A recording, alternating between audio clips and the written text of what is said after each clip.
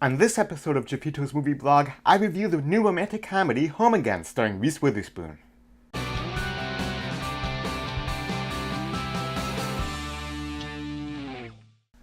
Welcome back to Jeffito's movie blog. I'm Jeff Malicki, and if you love movies as much as I do, make sure that you hit that subscribe button. I bring you movie news, movie reviews, trailer reaction videos, box office predictions, and so much more. So hit that subscribe button and then click that little bell notification icon so that you don't miss anything. Recently separated from her husband, Alice Kinney decides to start over by moving back to Los Angeles with her two daughters. While celebrating her 40th birthday, Alice meets Harry, George, and Teddy, three young filmmakers who need a place to live. Complications soon arise when she agrees to let the men stay in her guest house temporarily. As Alice develops a budding romance with Harry, her newfound happiness comes crashing down when her ex shows up with a suitcase in his hand. Home Again stars Reese Witherspoon, Pico Alexander, Nat Wolff, Jon Rudnitsky, Sheen and Candice Bergen. It is rated PG-13 for some thematic and sexual material. So in Home Again, Reese Witherspoon plays Alice, a recently separated mother of two who goes out partying to celebrate her 40th birthday. While out, she meets a group of three filmmakers and they wind up at her house. She invites them to stay in her guest house and all kinds of romantic tension and hijinks ensue. And that's pretty much the plot of this movie. This film marks the directorial debut of Hallie Meyers-Shyer, who is the daughter of Nancy Meyers. Nancy Meyers has written, directed, or produced movies like Father of the Bride, What Women Want, Something's Gotta Give, and most recently The Intern. This is going to be a pretty short review, guys, because really there isn't a whole lot that I can say about this movie. It is very cliché. It's very run-of-the-mill. There's nothing spectacular or memorable or different about it. It's certainly fine. It isn't necessarily a bad film. It just really isn't really a good one either. It feels like something that you'd find on the Hallmark Channel or on Lifetime on a Saturday afternoon flipping through the channels, except that this one just happened to make it to the big screen.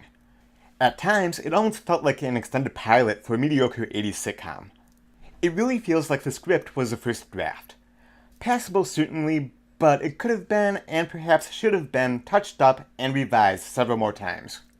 The most enjoyable aspect for me was the fact that there's these three guys, they're aspiring filmmakers. One is a writer, one is a director, and one is an actor. And Reese Witherspoon's character is the daughter of a famous director from back in the day. And she's living at his house after separating from her husband. Now, the father's passed on, so he's no longer in the picture, but she still has a room with all his stuff. His old scripts and memorabilia, even an Oscar on the mantle and whatnot. And there's one or two scenes where one of the guys stumbles upon that room, and he and Reese Witherspoon have a nice little moment. But I think if that angle had been played up a little bit more, if there would have been more of her helping these guys make it in Hollywood, that would have been a more compelling and more entertaining film, at least for me.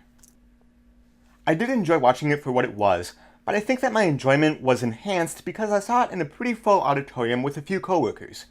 It was an impromptu screening since the three of us shifts ended at the same time and a few others decided to tag along after our shift.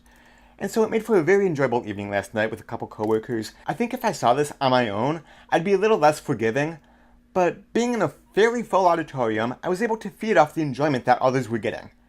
People were laughing at things that I may have only smiled at, or maybe chuckled at, but it helped to elevate how I felt, and so I ended up laughing a few times as well. And that happens sometimes in movies. You see it with a good crowd, and it can help to make a bad movie just a little bit better. And that was certainly my experience with Home Again. I'm going to give Home Again a 3 out of 5.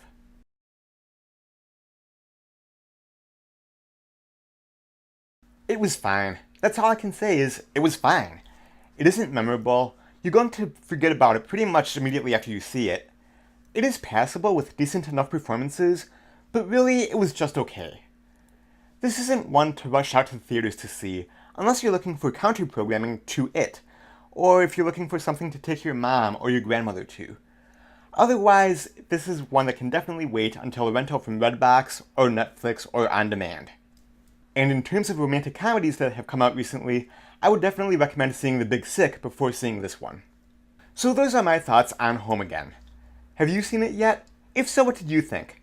What are some of your favorite romantic comedies? Let me know by sounding off in the comment section down below. And listen, as long as you're here, make sure that you hit that subscribe button if you haven't already so you don't miss any of my other videos. Thank you so much as always for watching, and until next time, I will see you at the movies. Bye-bye.